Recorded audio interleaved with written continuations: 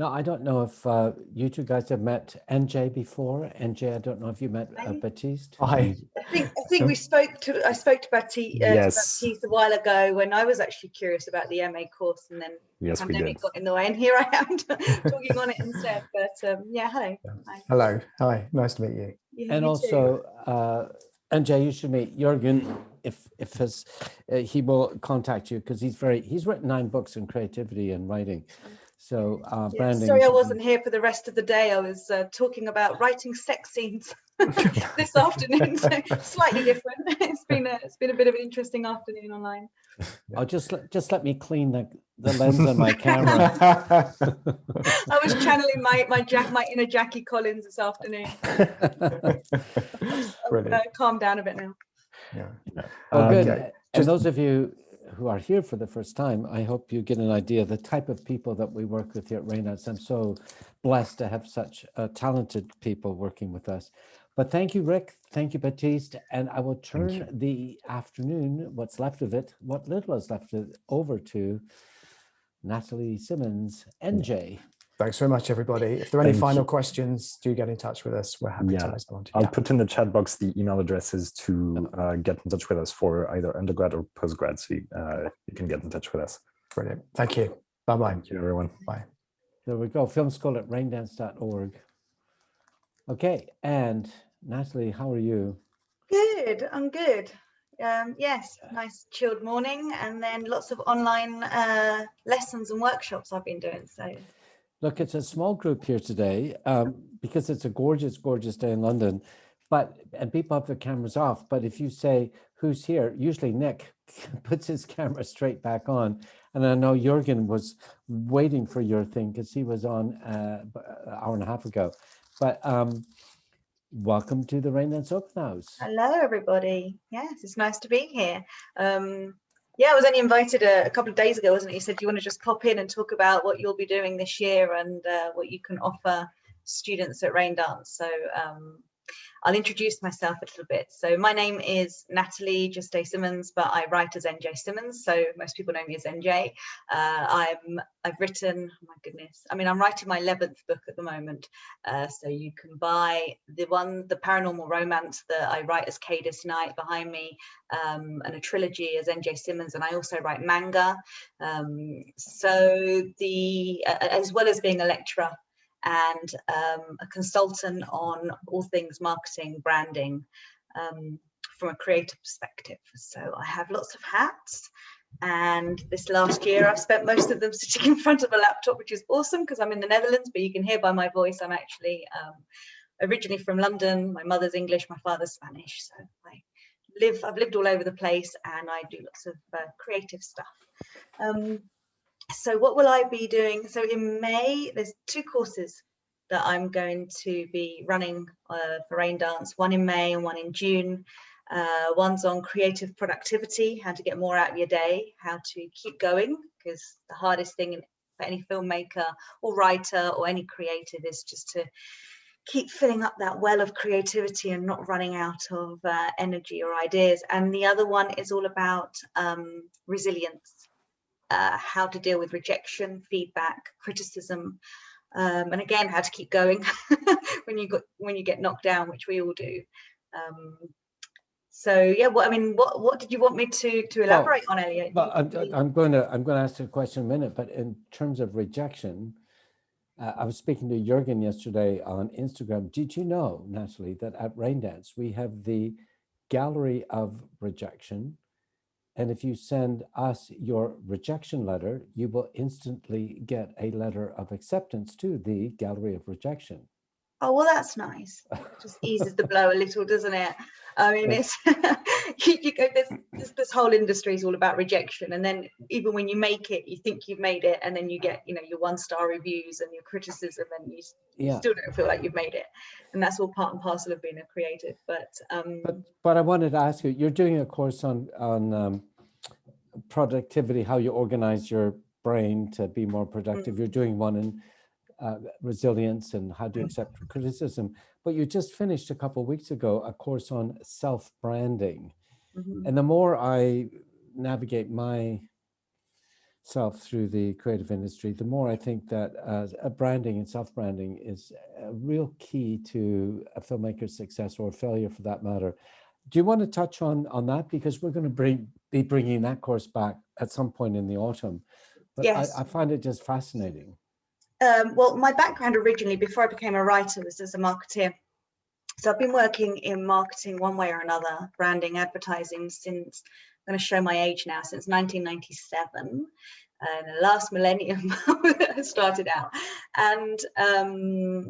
And when I was working for big brands in London, so I was in-house for like Savoy and Claridge's, working on their marketing, and then I also worked for agencies. So some of my clients were Chivas Regal and Nike and View Cinema. Actually, we did promotions with them, and I was actually the account manager for Sugar Puffs, and that was really good fun. That was all like in my late 20s, and just having loads of fun in London with that. And then I moved to Spain, and I set up my own company because I had kids by then, and it was harder for me to juggle all that. And the south of Spain doesn't have that opportunity. So with that background, and then with getting into writing and working in the creative industry, I began to teach storytelling in business. So I was really lucky that I got to use my experience in marketing alongside my experience as a writer, and working with other creatives, photographers, videographers, the film industry, and helping them with their branding. And that's what I do now. So the course was all about self-branding for creatives, and it was all about understanding what your brand values are, how to separate yourself from your brand, because a lot of the time, like me, I am a writer, but I'm also lots of other different things, but it's just me. It's not a company. So how do I differentiate myself as a human being as well as a brand? And with keeping your brand values sincere and authentic, and ensuring that people get a glimpse of you, but also not being too vulnerable, because nobody wants to expose themselves too much in this day and age. So we talked about social media, consistency in brand voice, from social media to websites to how you present yourself for when we're allowed to go places and see people face to face again. And then we looked at some case studies. So we looked at companies and people that have done that very successfully. We looked at examples of those that haven't, and how easy it is to damage a brand. I mean, you can spend 10 years building up your brand and then in one day ruin it all. So we looked at that as well. And I think it was useful. I've had quite a few students contact me since then, saying they're able to apply a lot of that to how they communicate at the moment. And it just gave them a much stronger platform on which to continue their self-promotion. That's cool. That's cool. So back to the productivity stuff. And by the way, you really must meet Jürgen Wolf, who's lurking, stirking, whatever it's called, because you two do have a great deal in common. But back into the productivity class. Do you want to explain a little? Tell us a bit about that. Yes, it'll be the first time I've taught it. I'm really excited, actually, because I get asked by a lot of people, how do I produce as much as I do? So I'm a mum of 2 kids, in case you can hear any noise, and 2 kittens. So I can hear them all behind me. There's behind a locked door. So there's 2 kids, 2 kittens. I live abroad. I don't get much support from friends and family with any of that. I run my own business. And then, yes, I'm co-writing with 2 different authors on 2 different genres, one of which I'm not very public about because it's still secret what I'm doing and who I'm working with, and another one on these books, which are self-published, and then a trilogy that's traditionally published, and then manga. So it's a lot. And people say to me, well, how do you do it all? Like, I can just about, keep on top of the housework and stuff. So I thought, well, there must be things that I'm doing that other people aren't doing. There must be things that they're doing that they shouldn't be doing. So I had a good think about it, and I talked to Elliot about it, and we put together a course on productivity and sharing some skills and some tips. But for me, the first thing that I make sure that all my students understand is also privilege. So I'm not a single mum who has to work 9 to 5, 6 days a week to put food on the table. If I were, I wouldn't be doing as much creative stuff as I'm doing now. If I had mental or physical disabilities, I wouldn't either. If I were, I don't know, younger maybe and didn't have the experience that I had, maybe I'd struggle more as well. So the first thing I'm going to be talking about is being kind to yourself and understanding that actually you sometimes can't do everything that you want to do through no fault of your own, and you have to play the long game in this industry. Well, all creative industries, filmmaking, you know, you're not going to win an Oscar overnight, and you have to pace yourself.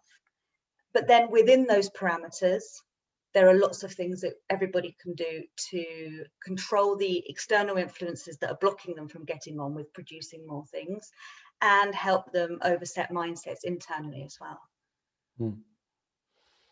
That's cool. There's a bit of mental health we'll be talking about as well, because there's nothing worse than burnout. I know, because I've been there. So, yeah. Really? And how did you get over burnout? I ended up in therapy because I didn't understand what was happening. I had my book coming out for the second time. It was my debut, but we'll touch upon this when it comes to rejection and criticism and stuff. The first publisher went under, their imprint went under, and I had to get my rights back and go to another publisher. And I was under a lot of pressure with this book coming out a second time, while trying to sell a house, while things going on at my husband's work, while living abroad and trying to produce all this stuff. And I thought I was fine. And I had all these physical symptoms. And I went to the doctor. I said, I don't know what's the matter with me. I can't sleep and can't feel my hands. I can't breathe. And I thought it was a physical thing. And she said, no, this is mental thing. You need help. And I said, well, I'm fine. I only need 4 hours sleep a night. I'm fine. You know, it's proper manic. And then I went and just saw a therapist. I just talked to somebody, and I realized a lot of things that I was doing wrong. And a lot of ways that a lot of people define themselves. You know, the busier you are, the more successful you are, the better you are, your self-worth.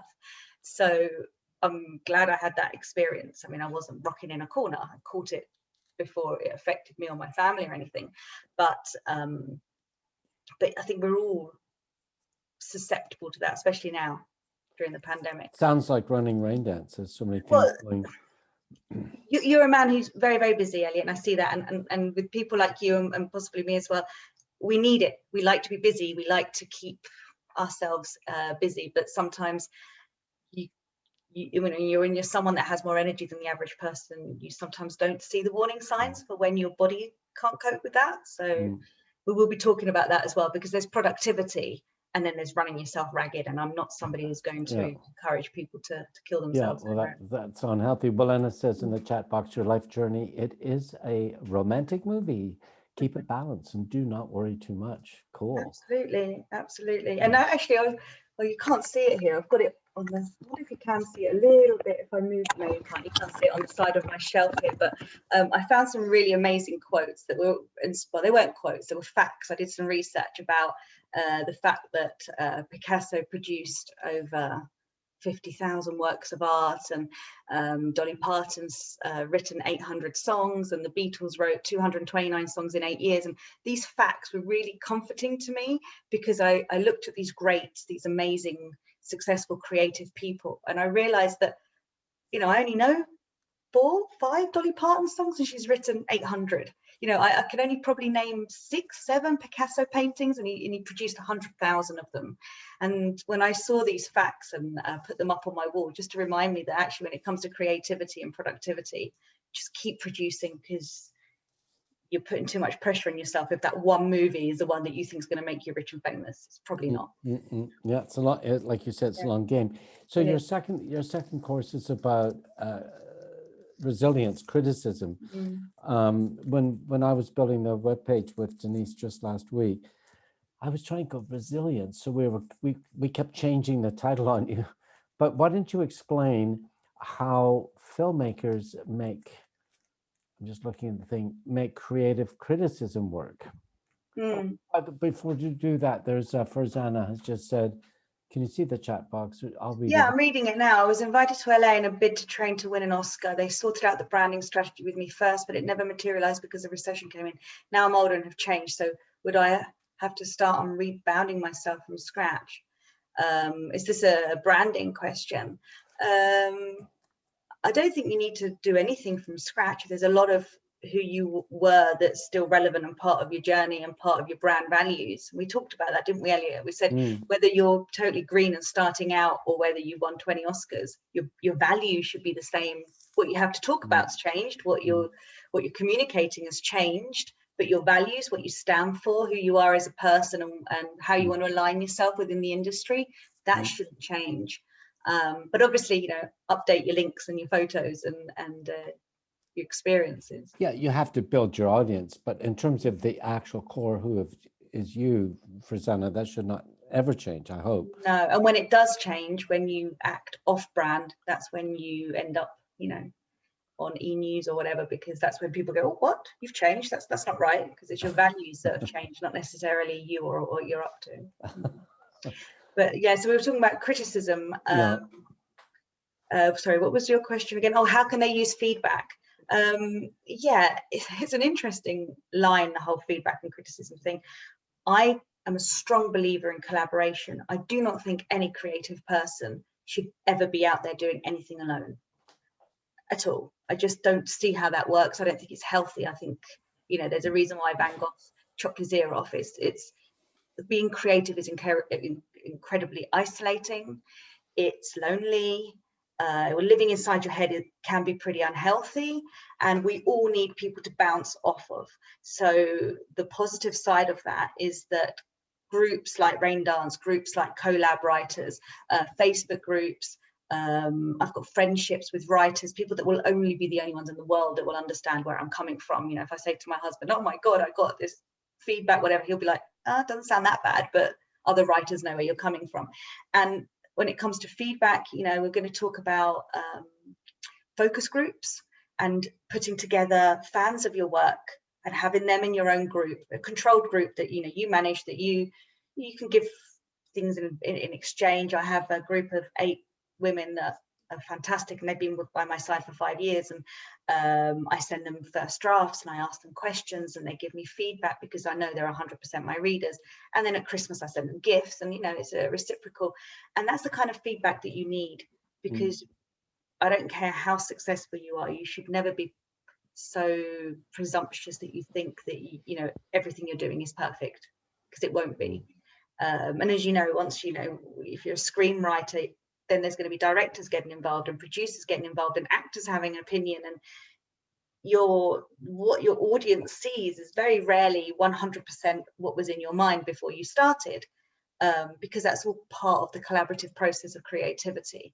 So feedback's vital, and if you're not open to feedback, then there's a strong chance you're not going to make it in any creative industry. Hey, if you're there, did you want to ask or comment on anything that NJ's saying? I'd be curious to see what you think. Quiet. The trouble is, I'm sure Jürgen's there. He probably just can't find the mute button, so we can hear. Yeah, and often, I mean, a lot of I was doing this earlier, and we were doing writing workshops. Oh, Jürgen's. I'm sorry. Oh, he's there. Hi. Hi. I'll turn on for a second. Here we go. Oh, hello. Nice. I typed it in. I was just wondering, is there any one productivity strategy that you found the most helpful, like the 80-20 principle or Pomodoro, any of those that you particularly recommend? Yeah, I don't really adhere to any specific one. I think I had to create my own coping mechanisms because of my own circumstances. Maybe I'll give what I do a name, and then people can use that one. But I think what's really important that people very rarely tend to bear in mind is that you're going to have much more time to yourself if you manage the external influences that are stopping you. So if you, for instance, if you can afford to get a cleaner and have 1 less takeaway a week, that's 3 more hours or 5 more hours or however long you normally spend cleaning that you don't have to think about. If you can train your kids to leave you alone, this sounds silly, but I've got writer friends that say, I don't know how you've got time, you've got 2 kids. I brought my kids up that when my office door is shut, they leave me alone. They're 10 and 12, they're not babies, you know, but they were babies when I started out. That's really important. You know, how can you be thinking about a plot while you're hanging the washing out? Can you be on the phone to a client while you're cooking? I mean, I do get lots of burns, so maybe you shouldn't. Like, my husband's always like, why are you always doing 3 things at once? Well, that's why I'm so productive. But you know, there are ways of juggling your life. You know, your have tos, your should do's, and your want tos, and how to prioritize them. So I do tend to never do just one thing at the right time. I also plan my day very specifically in chunks. So well, it's funny with lockdown still on, but I've been sneaking into the office for the last week or so, and suddenly that hour and a half total commute time there and back, I realized, geez, I can't get everything done anymore. Mind you, at home, you work and then you get up and then you get the feather duster and suddenly there's no dust bunnies under the couch anymore. That happens when you're working from home. But yeah, I think you're right. You just to organize your time and you can always be if you need to work all day, but there's other things you need to do. There's always something you can do. So for instance, when I worked with Jackie and we were doing our we did the audio of Vampires of Moscow, she would listen to the audio and edit it while taking the dog for a walk, because taking her dog for a walk was a have to, but so was this. And then she could do two things at the same time. Yeah. If I literally schedule in like family time, I'll say to the kids, I'm going to come and watch a movie at 5 o'clock, but I'm doing this first. And everybody knows where they stand. And it sounds a bit clinical, but there's just, I'm up at 6 and I go to bed at 10. Within those hours, I get a lot done, but you have to be very, very strict. Yes, and yes, you are very, very strict. Boundaries. We're going to talk about. I have the burn marks to show it. I know, I'm physically scarred. Oh, I don't know where that came from. Does anyone else have any questions for NJ? Or me, Jürgen for just that asked matter? that question. I'm reading the chat. Yeah. Yeah. But we will be. I mean, I think boundaries are really a big one as well. We're not boundaried enough. I think when you're British as well, it's just too difficult to say to someone, I can't do that, or I don't have time, or how about we talk about this at this time. So we're going to talk about how you can have uncomfortable conversations and say no. I think saying no is my biggest problem. I'm always agreeing to doing stuff. I was coming home last night from the office about 6:30. Denise rang me and she said, have you remembered, someone just called the office and have you remembered the such and such Brain festival? A bunch of students up in Manchester that I had said something, yeah, I'll do that. I totally forgotten about it. Thank God she called me, because I got on the Zoom literally 1 minute before all these people showed up. It was a freebie thing, which is fine. But I was tired and I probably made myself look like an idiot, So we all needed Denise though. My goodness, I would be able to relax so much more if I knew I had Denise having my back. Oh, there she is. She's so on the ball. Never missed. She's still in the office. She's still in the office. Yeah. Last thing anybody needs is one of me. Anyway, does anyone have any questions?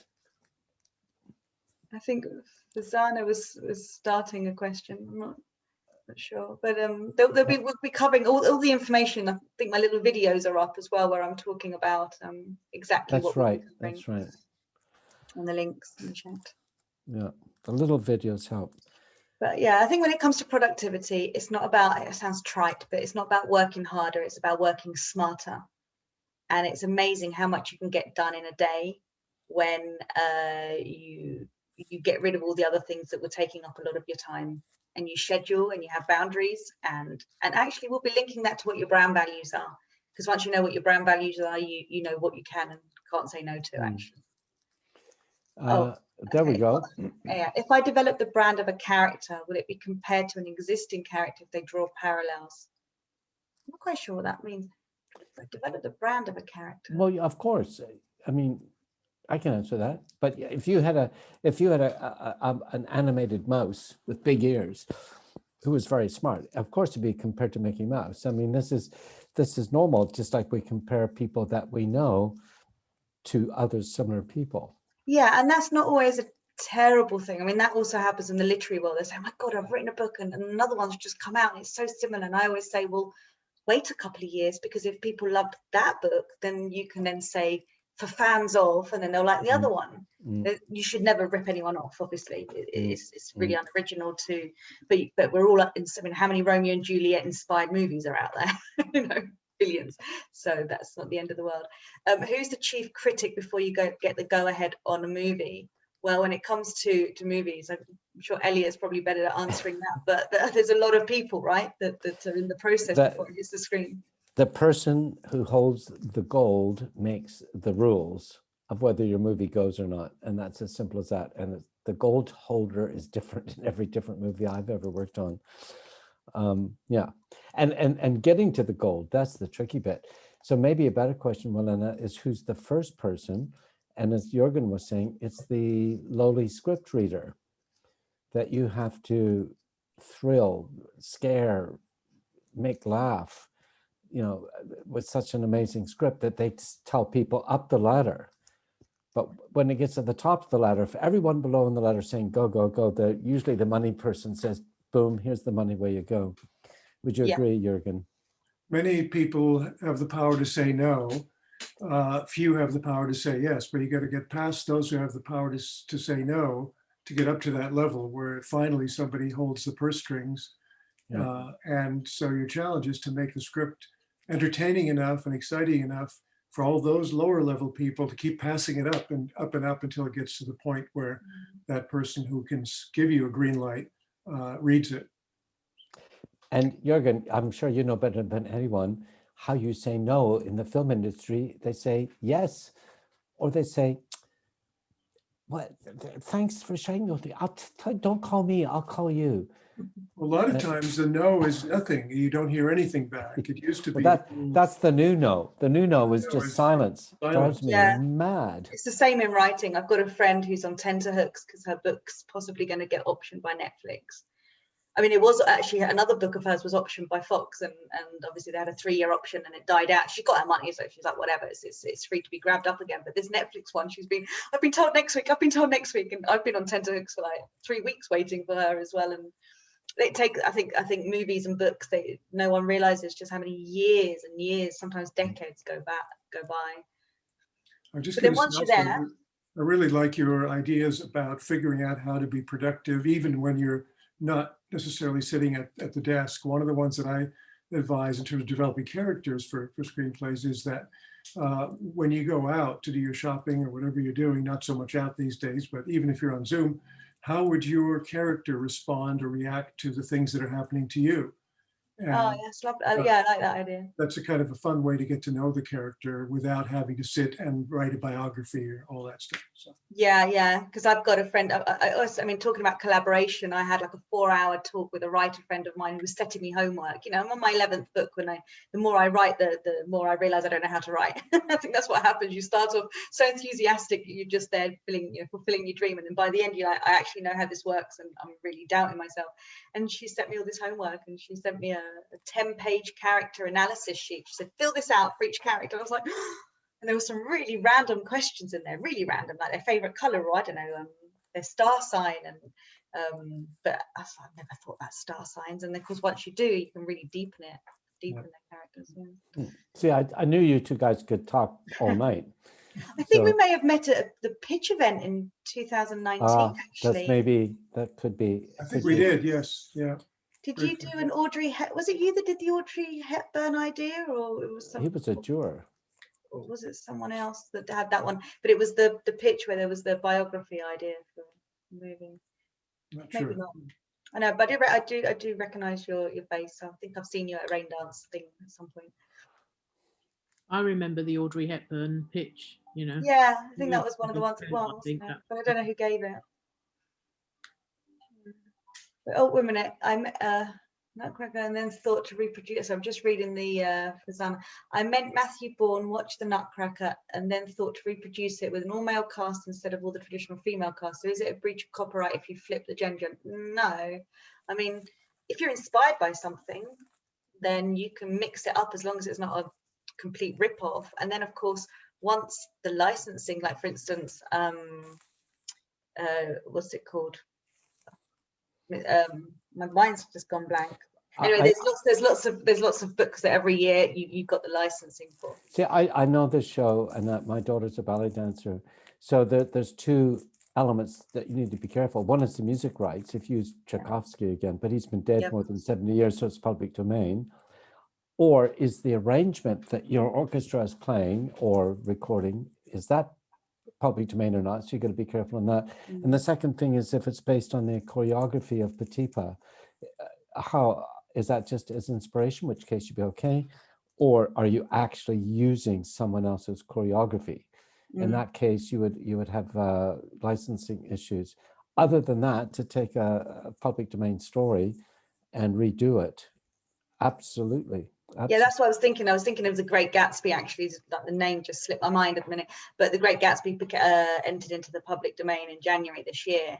And I thought it was fascinating because an author was working on it, on a story, on a Great Gatsby story, and then obviously managed to sell it and everything, knowing it was coming into the public domain. So that came January, they announced the book was coming out. And I thought it was really clever that they'd clearly seen ahead and knew that legally when they were allowed to bring this work out, and you can do that.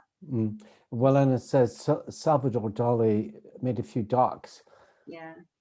Michael Weesey is another person who's taught at Raindance. He made a documentary about Salvador Dali as his graduation film and showed it he moved from LA to New York just to show it because he knew Salvador Dali was in New York that specific week, and Dali came and saw it. I don't know anything about that.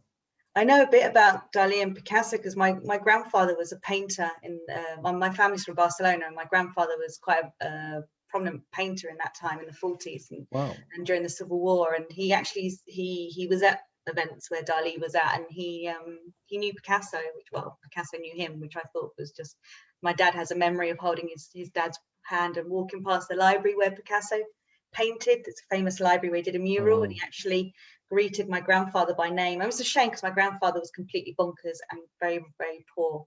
So he should have worked on his branding a bit better. I would have come from from that line, but he wasn't. He was just like a poor mad artist. He knew them all. I think that's really cool.